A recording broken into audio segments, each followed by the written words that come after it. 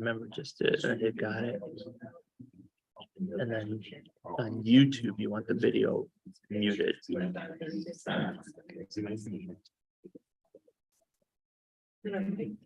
cover the video. Yep, just hit the speaker next to the word. And then now to go to Zoom. And then Zoom. Well, wait to stop getting Zoom video. You're good.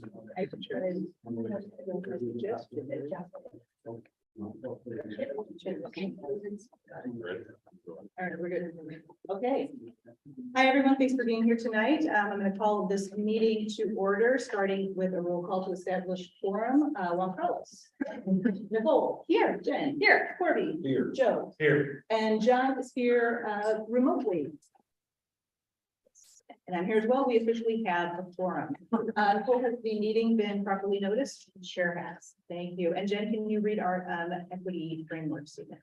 Yes, in the Verona Area School District, our mission is that each student will acquire the knowledge and skills necessary to achieve their personal goals, thrive in a diverse global society, and lead a healthy, self-fulfilling life. To meet this mission, the Verona Area School District will ensure that every individual has access to the educational, social, and emotional support they need to feel valued and affirmed in their unique identities and experiences. We acknowledge that inequities and power dynamics exist in our system, such that some individuals, on the basis of their identities, face barriers to accessing the opportunities they need to experience success. In acknowledgement of such, the Verona Area School District is committed to disrupting these systems of inequity. Thank you so much. Has everyone had a chance to take a look at tonight's agenda? Are there any questions? Is there a motion to adopt tonight's agenda? So moved. Motion from Jen. Is there a second? Second from Nicole. All in favor signify with aye. Aye. The agenda has been officially adopted, and with that, we can go right into the superintendent's report. All right. Welcome board. Thanks for joining, everyone for joining us here today. And I'm just going to assume I have a large audience on TV that is just watching and listening on everything that we're saying today. We're going to be very, very, very efficient today as we're pushing our team, as you kind of see in their eyes. We've got 32 straight hours of training that we're going through right now together as a team and facilitating, preparing for what will be our best school year, 2023-24. And so I want to also give the well-deserved information to our community and to our board, and we're excited about our presentations today. All right, so our first update is in the world of transportation, and that will be a very, very brief. So we just wanted to formally announce the finalization of the partnership based off the sale of Badger Bus to First Student.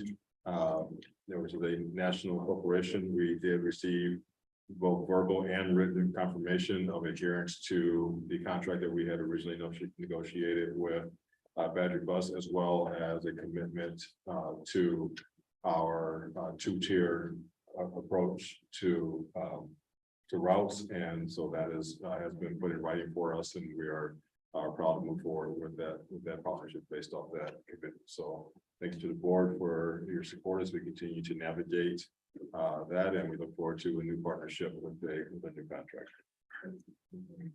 We'll quickly move into our next presentation, which is Adam going to come on up with Dr. Hawkins. That'll be administrative rule number 417. Again, I'm very blessed that the Board of Education, through the governance model, has placed administrative rules in charge of the superintendent, and as a continued commitment to make sure that we're very transparent around any reference to administrative rules for both the Board of Education and to our public. We wanted to present today's, which is rule number 417, which is controversial issues and trauma sensitive topics.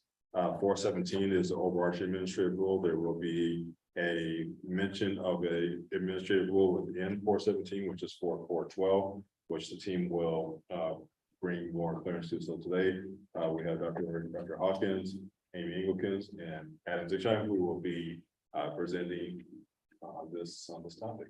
Ready to go? So good evening, and pass it to both Amy and Adam, but first want to publicly thank them for the work that they've done in this area. It reflects countless hours dedicated to putting a system, a framework in place to ensure that our teachers, our students, our families are aware of how we will handle, as well as prepare our students, prepare our staff to deal with controversial and sensitive topics. I'll turn it over to Adam. Yeah, before we play the video here, as Dr. Clardy mentioned, the board was presented with the updates to kind of our materials and curriculum resource selection process, which is admin report, which really attends to OE11, our instructional program. And as we looked at those improvements to our admin rules and had our board go before the board and the responsibility we have to support our students to be contributors to a diverse community or democratic society, felt that we needed to take a look at some of the resources available for staff to support them and the difficult decision-making they have to make on a daily basis in using our curricular resources, particularly when those come up to topics that one might deem controversial. And I think it's fair to say in this day and age that many things that we teach in our schools and that our students face, our families face, and our staff face represent a diversity of opinions. And we have an opportunity here in our instruction to respect and acknowledge a diversity of viewpoints while still entering into conversations around those topics. And so the video that we'll share in a moment, and I can speak to afterwards, is the video that we are presenting to all of our staff as a part of their onboarding to begin the year that explains the resources that we've created to support Admin Move 412, which is centering in an update to Admin Move 417 that they will be able to use to be making decisions in their instruction. So we could Lori, the video. As we get set to play the video, just a reminder in our commitment for full transparency, will provide this for staff for their one position, but this will also go to a community, be a court center on our sites. Or anything we say to staff around this issue, our community has direct access to it, rightfully so. We want to make sure that our full community understands that has access to be able to either go to the video or to the document themselves for clarification. So press the button. School district staff, we appreciate the work you do every day to attend to our Board of Education's adopted standards, which serve as our curriculum. We also appreciate your work in meeting our Board of Education's governance policies. These are aligned with and center our district's equity framework. At times, aligned instruction may require a resource or activity that could be deemed controversial, trauma sensitive, or call for a supplementary resource to be used. Extra care must be taken in these situations to ensure instruction is mindful of students' lived experiences, diversity of viewpoints, and other resources that might be available so that we are not unintentionally entering bias into our instruction or causing harm to students. The Verona Area School District Board of Education's results and operational expectations policies guide our decision-making in these instances. The following values you see before you and expectations speak to our commitment to our students and to our community. The resources linked here support educators in planning instruction and making informed decisions that align with the Board of Education governance policies and our district's equity framework. All staff must read through each before the start of the school year.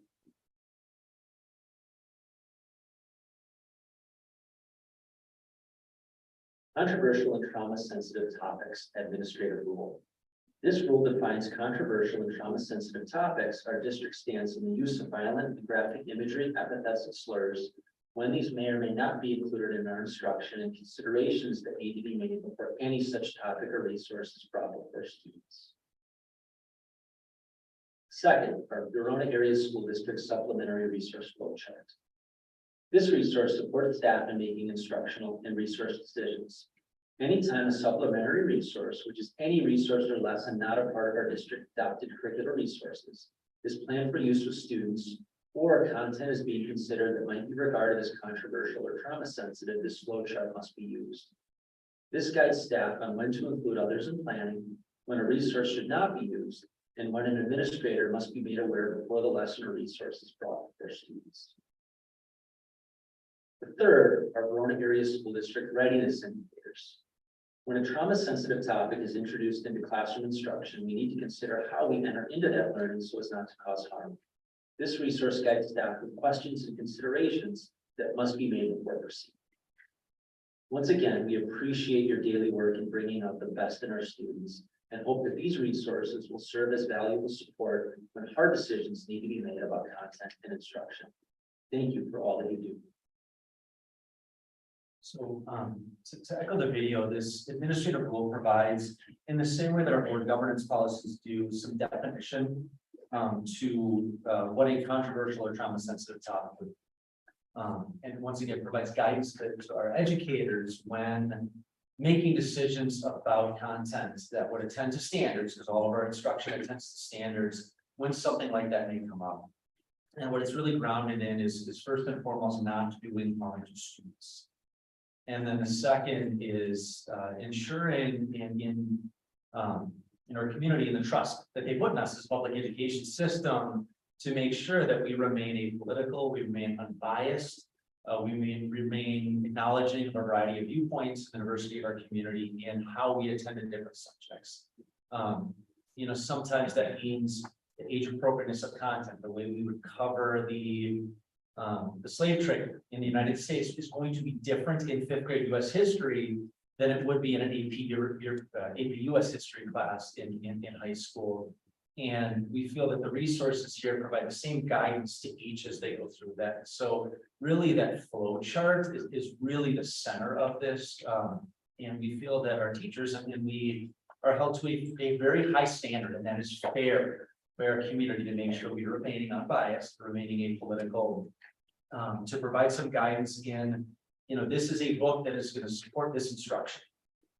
It's not a part of our core curricular resources, but I feel very strongly that this is going to support this lesson in class. They can go through that flow chart, and it's either going to get them to a place of absolutely you may teach this. It may get you to a place of absolutely you may teach this, but first you need to have a conversation with your administrator to have a discussion about whether this is something we might want to let families know about before having the discussion. It's also going to get you to a point where no, this would not be an appropriate resource to use. And absent that, we feel our teachers are put in a position of having to kind of invent their own criteria. Having that and having this admin rule is going to support them with that work so that we can be responsive not just to our students, but our families and the instruction that we are giving, particularly in the area of tutoring. And then the second is language that is going to support, which gets to the readiness indicators tool. Conversations and thinking and reflection before we bring a topic up to students to think through. There might be students in my class with lived histories and experiences for which this may be a very upsetting topic. I'll use an example, covering 9/11. There may be a student in your class whose family relocated from the New York area to the Verona area who may have experienced this. You're dealing with a read aloud book that may deal with the topic of suicide or may deal with the topic of domestic abuse. And we have to be mindful of the fact that there may be students in our class who may have experienced things like this firsthand. And so there are some questions and reflective processes built in there to be thinking through, have I prepared my class? Do I know my class well enough to enter into this topic so as not to cause harm? And what this is doing is creating a closed loop of admin rules with board policy to make sure that we're making decisions and making decisions.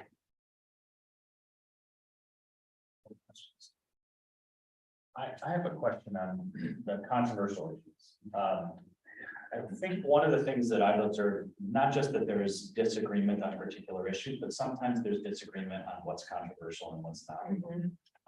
And more these days, in particular, we're seeing issues that I think a lot of us would have thought are not controversial, especially in school settings, suddenly becoming controversial again. And while the definition of this policy is really useful, it's also necessarily vague in a lot of ways. So what I'm wondering is who has the ultimate decision on whether a subject is controversial or not controversial? Because I want to make sure we're not setting up teachers to inadvertently violate policy on a subject that they thought in their reading of this policy that subject was not controversial, but someone else might. It's a great question, and I think, to call attention to some of the language, I think if a student called out, just simply because there's disagreement on an issue does not necessarily make it controversial. And I think that's where it really, the closed loop resources here, going to that flow chart is going to support a teacher at their grade level in their context to be working through that. And very likely it's going to get to an answer of we need to have a greater discussion before this is brought before the class to make sure that the steps are taken either to prepare the class for the discussion, to potentially inform families of the fact that that discussion is going to take place, to potentially have greater conversation about that, to move ahead or to not. And really that flow chart becomes the key resource to answer that question. I think I would just add, we recognize in building the policy, we would never be able to make an exhaustive list. Because as you noted, that definition continues to expand. And so really we need to focus on the process. What's the process that we would go through and encourage our teachers and our staff to go through? And that brings us back to the flow chart and the readiness indicators as tools for reflection. And to add on to that, Jill, that if we are teaching to our grade level standards, that often is going to answer the question. Because if it is a resource that attends to a particular speaker, then we can state that this resource is going to best attend to that speaker. That's going to push a particular direction. If we cannot say that this particular resource or lesson or book or text is going to attend to that, then we do need to be thinking about, is this the most appropriate thing to bring for this role? There's, I was gonna say, and to that point, if there is a place of unrest with a family, there is specific language in here that speaks to when a family, what the process that they would need to follow. And so one of the statements in here, it says, you know, even with that, no student, however, will be excused from participating in the sports or activities mandated by the state. So again, we can find comparable content, but you'll still be required to do this because it's grade level, it's a standard. And so again, having these resources and we had had conversation about this, you know, it may be this, but a teacher then will still have additional resources that they can pull or to teach or to give them a comparable resource or text or passage to do. If that were the case. So first question is kind of out there in the ballpark. Our videos, are they ADA compliant? And I think about, you know, parents, you know, with disabilities, reading, accessing our information. There was a lot of text here, rightfully so.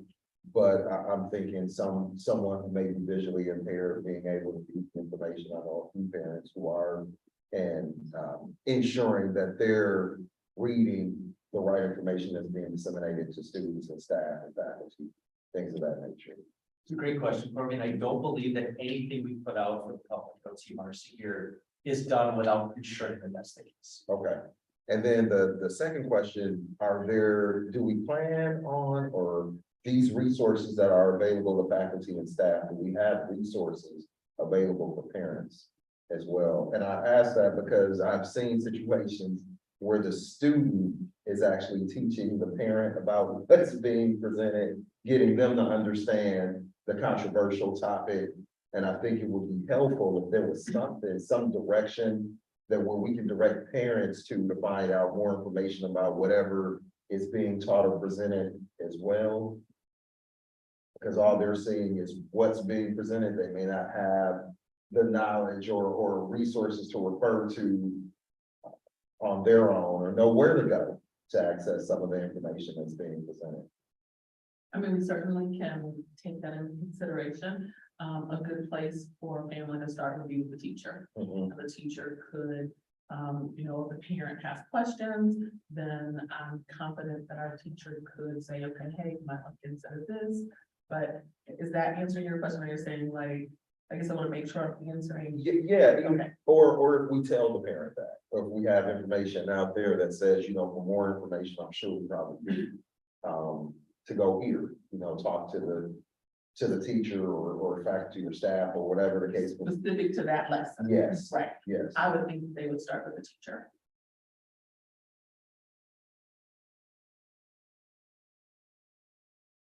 Any other questions? There's just a couple boxes that don't have a no, that have a yes. But that's just a detail. So are those who are shown being harmed from systems of power also being shown as resisting or including narratives of joy? Which is an awesome question. I love that question, but it doesn't really have a no flow, only a yes. And then there's the one above it that doesn't have a no flow. But that's details. Mostly I wanted to say, I love a good flow chart and I really appreciate the balance of protecting teachers and educators in an often untenable situation, while also not trying to micromanage education and learning and the freedom that educators have to read the room and read their class and understand how to teach something. So I really appreciate, this might seem like a lot of minutia, but I think it's really important minutia, so thank you. I would reiterate that last part from the poll about this isn't to stifle conversation. It's to provide guidance so that it can be in the spirit and consistent with the education goals. So I think that's really helpful. Yeah. And I also love the transparency of it that's sent out to parents. I think, again, this is the transparency builds trust. And I think that's just a huge part of the partnership that we have with our families. Thank you. This is a lot of very thoughtful work, so much appreciated. Thank you. All right, thank you, team. We're going to transition next to our annual report for academic outcomes for our students in compliance with OE9 as stated in the entry letter. And first, I hope everyone had a chance to engage with the document. While this is a compliance measure, it's also more importantly an integrity measure. And that something we should do whether it was policy or not, and ensuring that as a organization that is actually designed for student outcomes, that we are being very transparent on the performance of our students, being acknowledging the celebrations and also talking about areas where we still have areas for growth, which all are in the document Verona area school. that on all in the areas that we put in front of our community. I'm sure the team will talk about not only the information within the brochure, but also some of our details of how we will continue to get this out to our public as well. So I'll turn it back over to the academic services team for annual report. So I am extremely excited to share this document with you all. It is reflective of our entire academic services. So tonight I'm co-presenting with Amy and Adam. However, it is reflective of the work of all of our directors. And more importantly, it reflects every single student in our district. We were very intentional in putting this document together to make sure that all of our families could see themselves. And so there are areas there that typically in the past, we didn't necessarily showcase and highlight. And that's particular to when you see special education, we're highlighting our 1821. We're speaking specifically to our Verona area first 5 years. And so oftentimes when people think about Verona, they think about K-12, but there's so many other wonderful things about our district. So this annual academic report aligns to, as Dr. Clarity stated, our operational expectation 9.2.1, and it is certainly more than a compliance measure. What this is a document that embodies the values of trust and communication. So those are the values that we lifted up in our strategic framework. And it also truly lifts up our priority areas around community collaboration and inclusive teaching and learning. So I also want to say thank you to our board. As you go through this document, we see you all, but you all represent our community. And so thank you all for trusting us to do this work.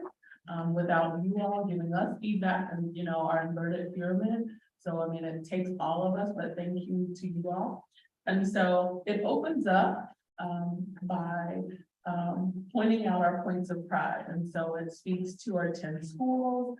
It gives some data. It also talks and shares our mission and equity statement. You'll see a letter, obviously, from our superintendent, as well as our table of contents, but more importantly, the transparency that's reflected here. You know, we talk about who we are and establishing trust.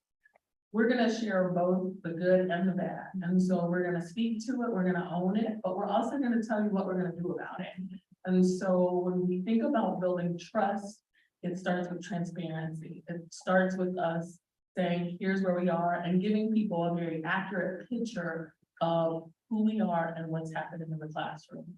Before I pass it over to Adam and Amy, you know, a picture is worth 1,000 words. And when we think about how many of our families don't have an opportunity to come into our school, it's documents, and videos, and pictures that help our families truly understand what's happening in our school. It's the story, it's the pictures of our students that you see, that while you see these data points, each one of these students has a story, and it's reflected in this performance report. So I'll pass it to Adam. He's going to walk us through our elementary data, which is our STAR data, as well as he'll also talk about our Verona area first 5 years.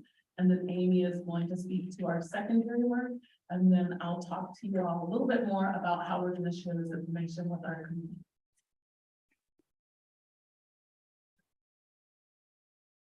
So, reminder, our students take the STAR assessment in fall, in winter, and in spring. That begins with our kindergarten and first graders STAR early literacy. And then moves into STAR reading and STAR math. Students in our TWE sections take the STAR reading assessment, not just in English, but they also take that in Spanish.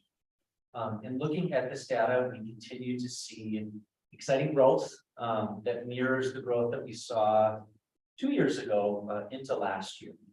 This is information, the STAR information that, while we kind of look at this to measure the health of our educational opportunities that we provide for our students, the most important way that this is used is really the classroom level, because these are individual students taking this over time. And while this measure looks at growth and proficiency, our teachers in our schools are also looking at growth over time.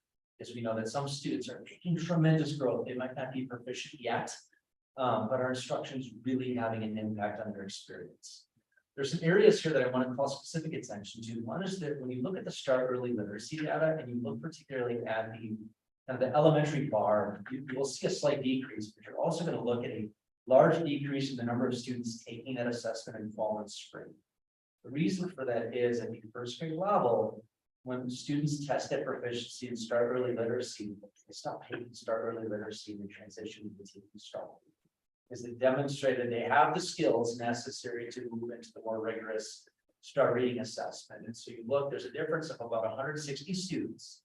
And so the data looks like that number of students meeting that benchmark has gone down. What it does not account for are the 160 students that scored proficient that didn't need to take that again in the spring, if that makes sense. Also want to call attention on the STAR reading Spanish side for our TWE students at Glacier Edge, at Sugar Creek, and at Badger Ridge. We saw a decrease in the number of students with IEPs scoring in a proficient level on that assessment. And just like all of our data sets, we see results like that. It forces us to be looking reflectively at what the experience looks like. How are we writing our IEPs? What does support look like in those classrooms?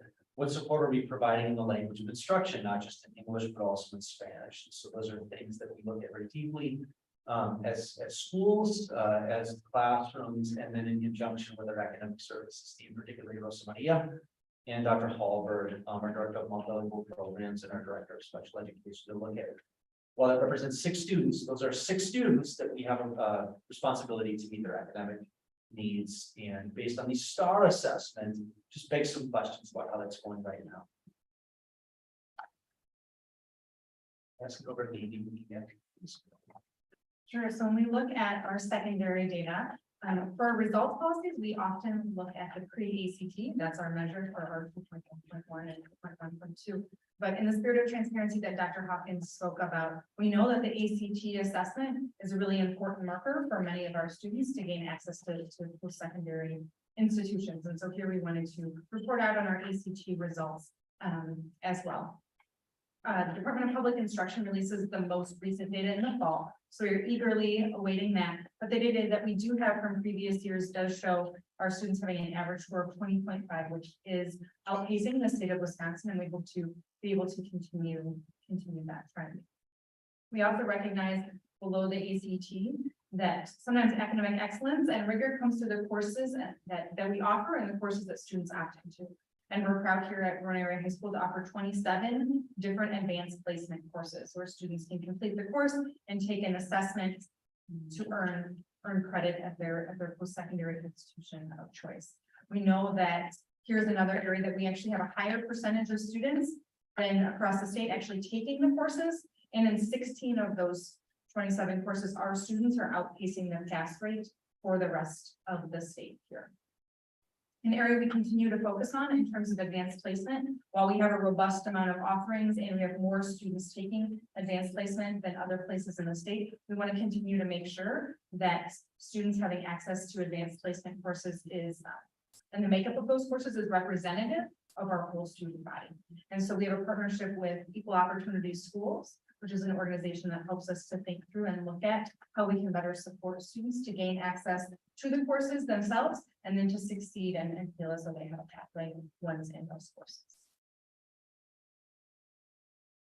And then moving on, in addition to advanced placement, we recognize the importance of pathways for students to gain access to rigorous coursework and prepare for their post-secondary plans. And AVID is one of those pathways for our students. So AVID is most often known for an elective class offering, and we do have elective AVID classes in 8th through 12th grade and have continued to expand that. You can see some of the data here for our AVID elective class cohorts. 85% of our AVID top seniors were accepted to a four-year college. Collectively, they earned over $200,000 in scholarship money. We also see 8 through 12. We have a partnership with the Boys and Girls Club through Teams of Premise that allows our students to have different experiences. They visited 11 college campuses this year as well. And then coming back to that AP data, 50% of our AVID top students in 10th through 12th grade, the grade levels where we offer advanced placement classes, did indeed access and take those AP classes. So excited for the growth of that actual AVID cohort itself. But those 3 bullet points above that talk about our AVID certification levels. So in addition to the elective class, we like to leverage the strategies of AVID, the instructional practices, to build systems school-wide. And so each of those sites there have followed the AVID certification process, meeting some national criteria to be deemed AVID schools. Right? So Badger Ridge and Verona Area High School both met the AVID implementation expectations. Savannah Oaks took it a step further, and actually this met the rubric criteria for AVID school-wide practices, continuing to bring those best practices to all students, regardless of whether they were in the AVID elective or not. So another area that we work to continue to grow. And finally, for our secondary academic distinctions, you can see here the many areas that our students are achieving. Everything from our AP scholars to our students that are summa cum laude to magna cum laude, and then at the top, our CTE concentrators, dual credit, and industry certifications that we reported out on with our 2.2.1. So just to name a few pieces here, summa cum laude, those are students who had a 4.0. So we had 27 students that graduated with a 4.0. Our graduation rate of 98% continues to exceed the state average. And the AP scholars, an AP scholar with honors, the 10 students there, they earned a 3.5 or higher on 3 or more AP exams, and in total had 5 AP exams with a 3 or higher. So students who are definitely challenging themselves and making the most of the rigorous courses that we offer here at high school. So when we think about teaching and learning, again, that is one of our priority areas that's listed up in our strategic framework, and that's led by Karen Stocks Glover. That team conducted a curriculum audit so that we would understand our current state. And as a result of that, there was a need for us to continue the work around being coherent. But more importantly, when we think about equity and what does that look like and how do we ensure that all of our students are going to be successful and able to thrive in a global society, the recognition that we have to provide grade level instruction in every single classroom, every single day. And so that is something that we will lift up as we continue to center disciplinary literacy.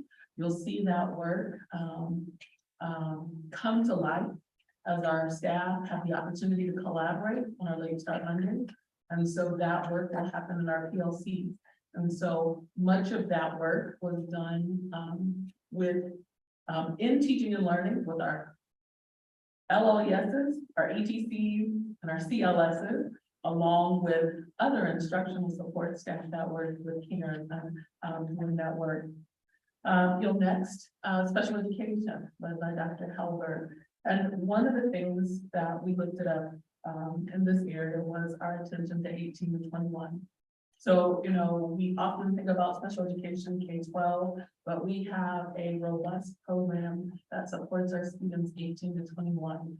And just something unique, we're preparing them to be as self-sufficient as they can be. And so it speaks specifically to their employment opportunity and their opportunities to work in the community. Multilingual programs, Rosemaria Larson. And this speaks to our two-way immersion, but it also speaks to programming that happens outside of, oftentimes people hear multilingual programs, they immediately go to two-way immersion. But we have students that are receiving support in our neighborhood schools, specifically Stone Prairie and Country View. And so these programs support all of our learners. Our Verona area first 5 years, I'll let Adam speak a little bit to that. Exciting, seeing our VAPI program included in this, the 14 community sites that we support. I don't think get mentioned enough in the work that they do to prepare students from birth to their entry point into the K-12 system, and whether that's in our Verona area school district or the families are choosing a private or parochial option. The data here shows growth over time on the ASQ SE2 assessment, which when I learned what this is, it's basically the questionnaire. If you recall going to the doctor when your children were young, that is the same questionnaire and looking at meeting developmental milestones, and the support that we provide through the web of VAFI is supporting our students meeting those developmental milestones and the age. I know the text up there is very small, but we look at all the way from 2 months to 5 years within that program, the growth of students who are meeting those milestones at our 14 VAFI sites, and with the web that goes beyond that for K instruction for some of our daycare sites, both public, private, and at home that we support, is well preparing our students for their entry point into kindergarten. I'd be remiss, while you don't see it specifically called out, technology is certainly reflected throughout this whole document. And that's Jason Rubo. And so the use of technology, our technology infrastructure, as well as our social emotional wellness, that is Tracy Jackson. And so again, this document is reflective of the collective work of our entire instructional staff. Everyone in our district is an educator, and so that is directly reflected. So when I opened up, I spoke to you all about transparency and owning our data. There are certainly opportunities for growth. So we've shared the highlights, but we can speak to the opportunities for growth. And Dr. Clarity and I are going to co-present, so I'll pass it to him and let him talk about the opportunities for growth, and then I'll jump in with leadership staff. Thank you, Dr. Arts. Thank you, team, for the first part of the presentation. Again, in the area of transparency, we want to make sure that, again, we continue to celebrate, but the moment we become an organization that does not acknowledge opportunities for growth is the moment we start failing our community and failing our children. And so as we think about data-based opportunities that need to be addressed, and then strategies that will allow for that growth to happen, We've come with three major goals that we want to discuss, and acknowledging both the gap as well as our goals for closing those gaps. The first one would be the building of a continuum of services for K-12 students. I know oftentimes when you hear your continuum of services, your mind immediately goes to students with IEPs, and we want to make sure that we are beyond that for continuum of services. We have students with IEPs and without IEPs, and it doesn't mean that you continue to add more IEPs. It means that there needs to be a different way of approaching teaching and learning for students, because we know not everyone accesses education the same way. When you think about a district our size, we don't currently have that. We sometimes district use the term alternative education. That's not really what we're talking about. And it's kind of really got a bad name, because sometimes alternative education got turned into a place to place students instead of looking at the actual services that you're providing.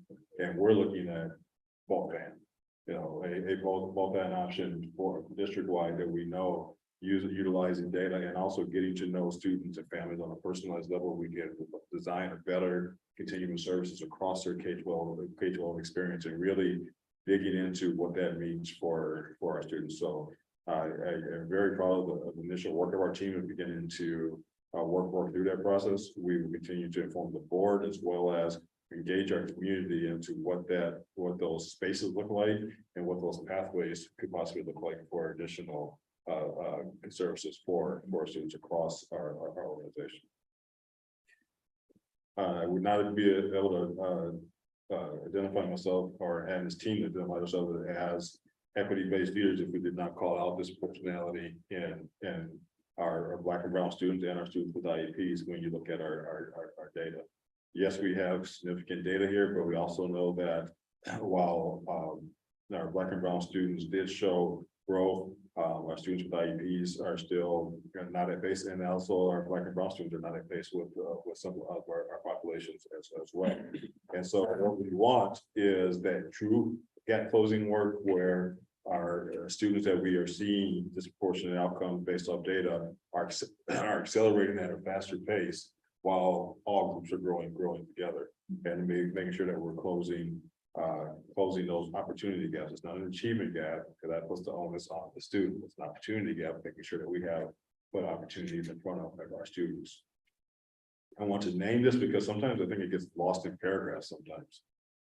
We must and will ensure that each student has grade level of instruction in front of them and has grade level resources in front of them. We can't honestly say that's always the case right now. And we have to ensure that sometimes biases can come into a conversation into that, or some assumptions around who can access grade level curriculum. It comes to the forefront, and we are working diligently to ensure that the curriculum that's in front of our students is at a grade level or above standards, and that our high quality staff are supported with the resources to maintain that integrity of high quality resources in front of students. And when we think about our community's commitment to allowing us to have a space for collaboration on every single Monday, that is going to be the heart of that collaboration, is ensuring that grade level curriculum and grade level resources going in front of our students. We know that in the investment that our leaders have gone through with the Sanders Institute. The Sanders Institute is the organization. It's the beliefs and the mindsets and our commitment to it that's going to make a difference. And so, as a board, continue to push and challenge us and ask this question over and over again. Can you ensure that there's grade level work in front of our students, and make sure that we're answering yes when that question is asked? That is a must, or we will not close. We will not close opportunity gaps if we don't have direct access. I can speak about that all day, but I promise you this. And finally, I think these go hand in hand. We know that when with grade level curriculum and grade level instruction for our students occurs, that we need to make sure that there are access points. And we look at our MLS systems and ensuring that the importance of providing understanding the diverse needs of all of our learners and providing those those strategies and scaffolds that allow access to grade level instruction, that kind of works hand in hand there. And so you probably can start to see the continuity between these three bullets as we begin to describe what this means. And while we know and are confident that this is the right work for us moving forward, what's great is that there's no better place in Verona School District than have staff and leadership that know that this is a journey that we're going on together as well.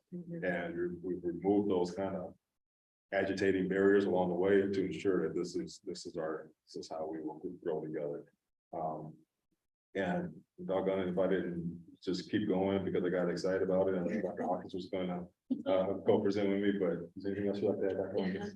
No, other than, the leadership strategies that we're gonna use to address these opportunities for growth. We're gonna continue to center disciplinary literacy. We're gonna continue to work around collaboration, and then we're going to be very intentional about hiring and recruiting diverse staff. And so those are the leadership strategies that we're going to continue. And then lastly, we would be remiss if we did not celebrate our staff. And so these are just three of the amazing educators that we have in our district. They were recognized throughout the year, but this document is a report of last year. And so these are amazing educators that we recognize. And these are just, I don't want to say a snapshot, but indicative of the amazing educators that we have in all of our classrooms. And so Verona is truly a highly desirable school district. You'll also see just pictures of our students, because again, each child is a story. It's not just a data point, it's a story of what's happening in our classroom. So when we think about how we're going to share this information with our community, so in each one of our buildings, at back to school night, this document will be available in both English and Spanish. So families will be encouraged to take this. We're also going to send out communication via email along with postcards that tell our parents, hey, this is coming, this is coming, this is coming.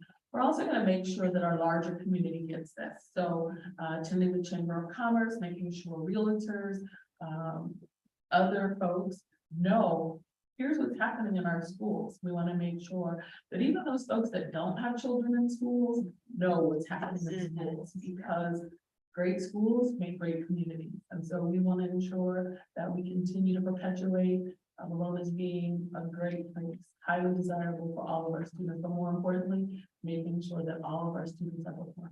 So, that being I said, just want to clarify quickly, when you say email book, it's actually a digital yes, form of this book that our families will receive as well. We're in a quandary, as you know, we have a very comprehensive strategic framework that's going out in front of our families as well 2 weeks in. So we feel like we do a double mailer, we could be in a situation where we were people getting the two confused. So we're going to do one mostly digital, and the other digital plus full hard copy to the full community, which is the strategic framework, which goes out.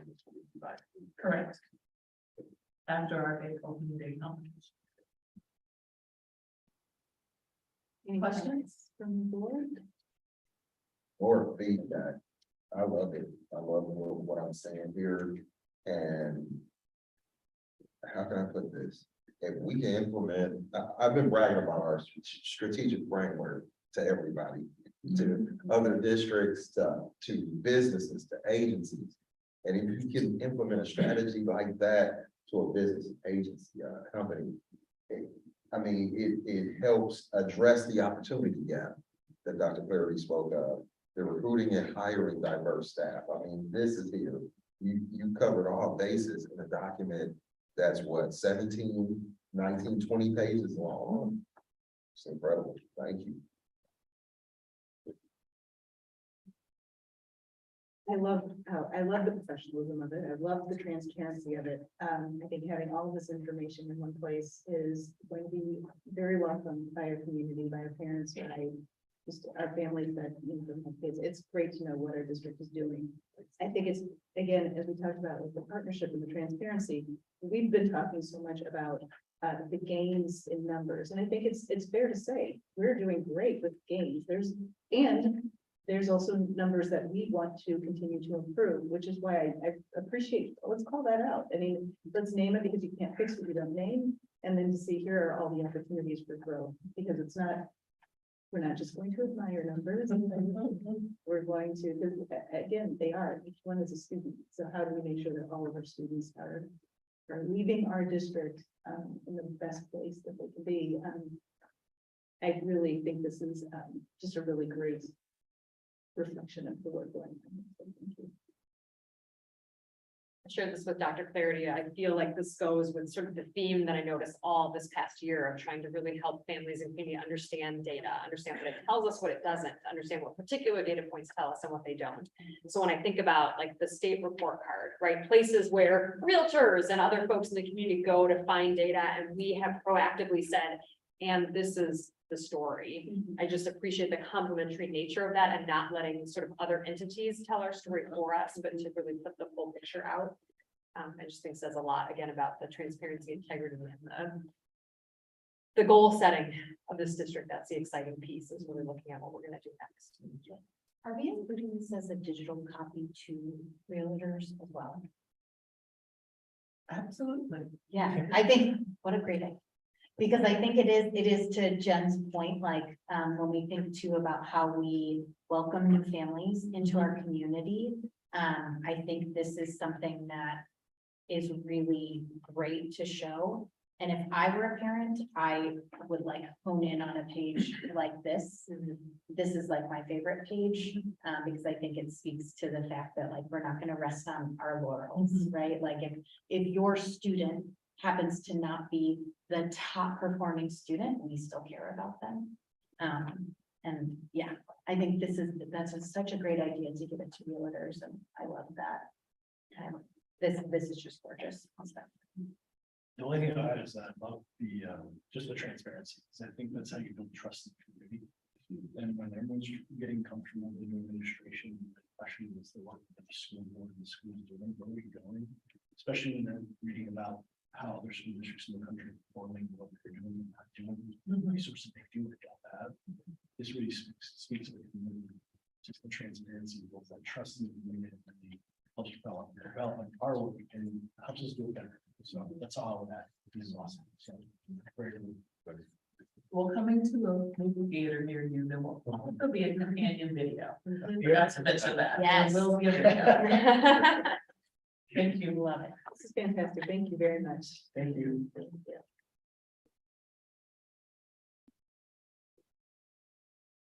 All right, in the first time in the history of probably me, we are closing the superintendent's meeting section in under.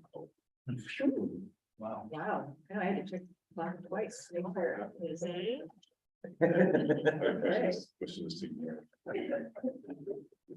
All right, so with that, I would move on to general board updates.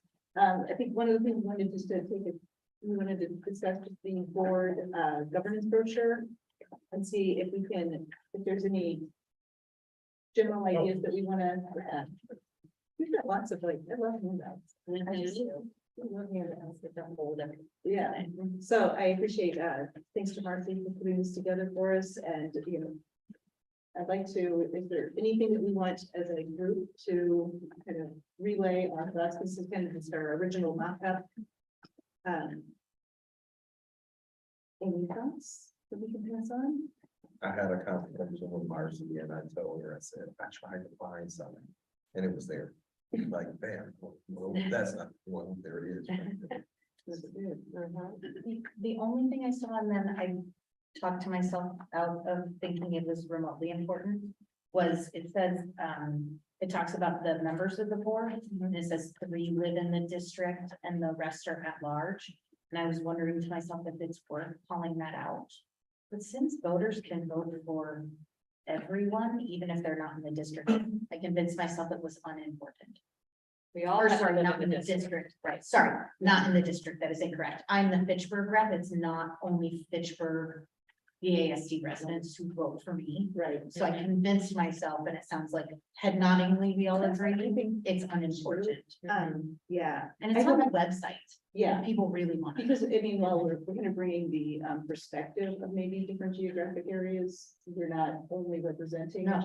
specific geographic areas. Yeah. And we're elected by the district as an entirety, so I think I'm.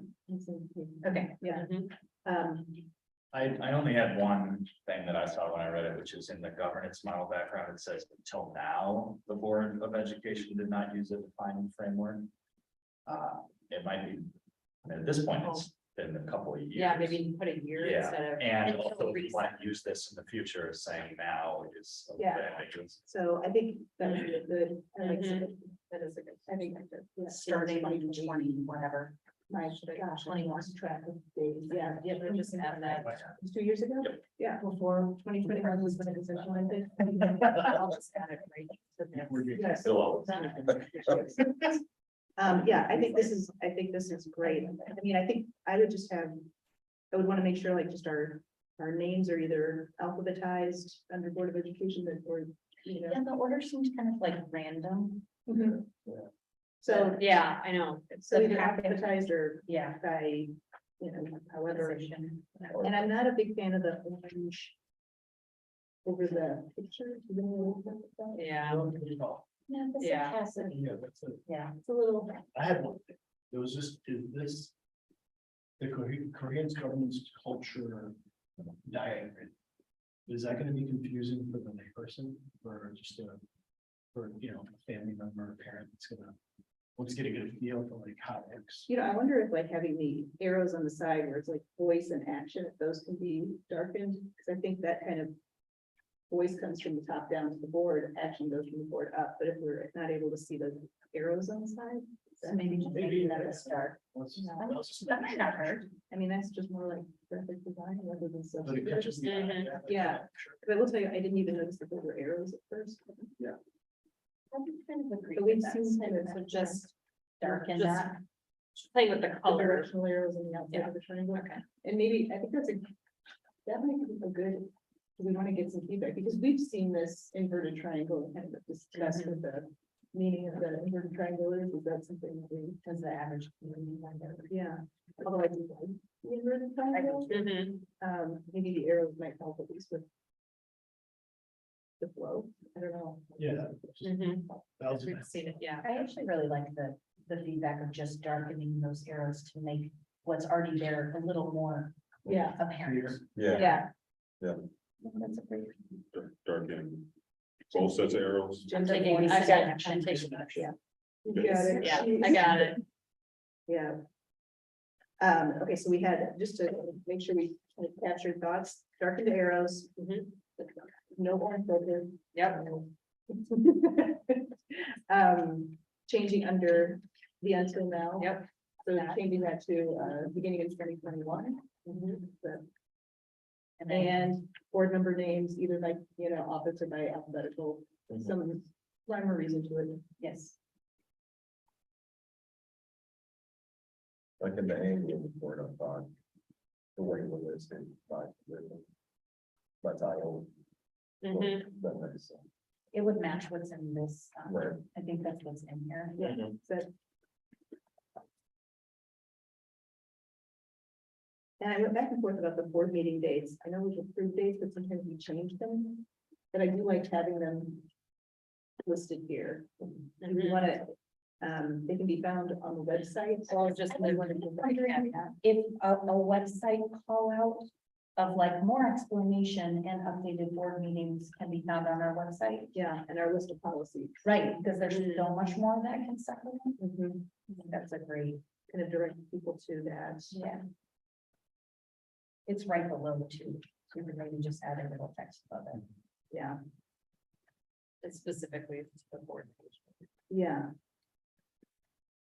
Thank you. And it does say, the monitoring reports are available on the website. Do we want to give the specific location?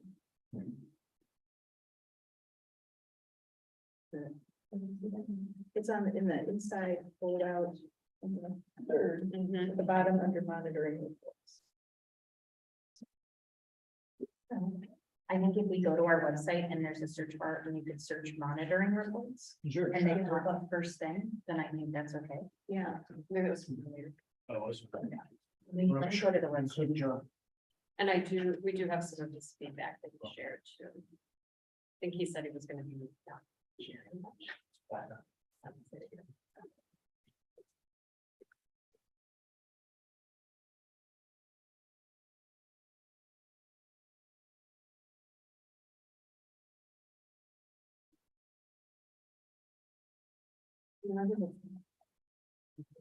Oh.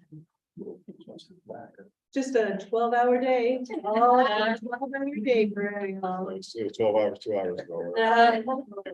Okay, Just so you know, I search monitoring report and after the ads on, it is the first thing that pops up. that's good. So I think it's probably okay if we run out of space to put specifically where Yeah, the job website search. right. That's I good. think so.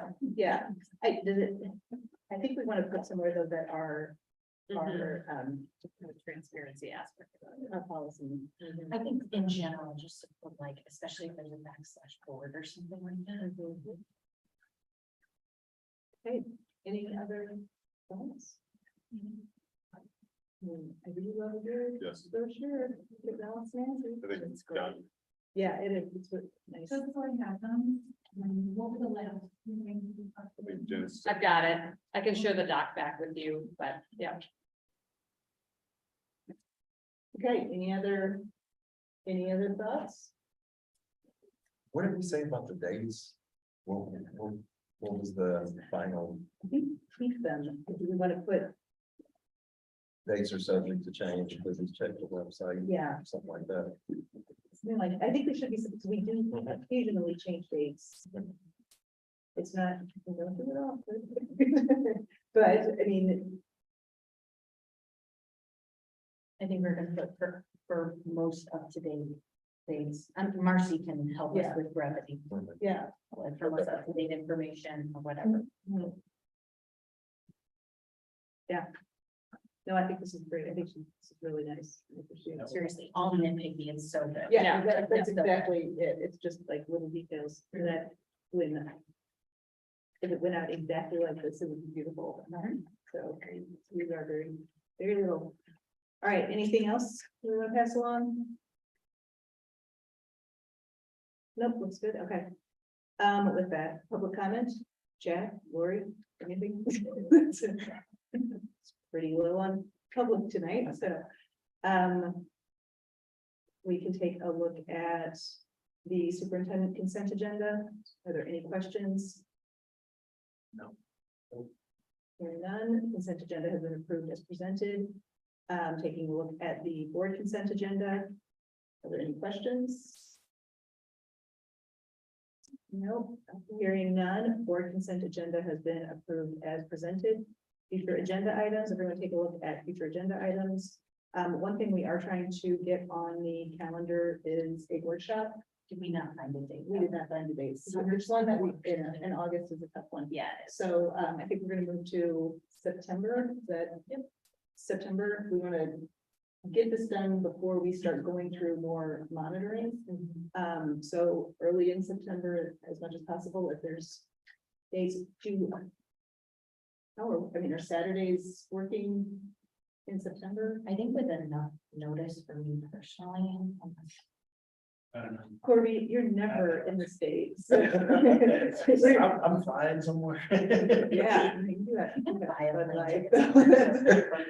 but And we could also possibly pull it on a Monday that's not a board meeting. I'm so sorry. This is board work, so it's fine. Yes. Yeah, if there's a way that we can, so Lori, are you able to maybe kind of do a check emails and let's try and get something firmed up, so we're not forgetting that, because I especially don't want us to go through another monitoring cycle and not have it together. Yeah. Does it make sense after this meeting for board members to just talk for like 5 minutes and send Lori something that maybe we can come to consensus and checking with John? Yeah, we can do that. Take a look. Also, we have convocation on the calendar, so that is exciting. 7:45 a.m. I forget. education time. That is not when work from home time, nobody starts. Sure doesn't. No, that is super fun. So for new board members, I would highly recommend, attending. It's a great kickoff to the school year. It's very, very fun. And, anything else from the board? Do we owe shirt sizes? Super important question. Do we owe you shirt sizes for convocation? That's gonna be no.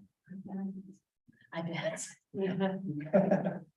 Okay, so with that, is there a motion to adjourn? So moved. Motion from Nicole, is there a second? Second. There's a second from Juan Carlos. All in favor, signify with aye. Aye.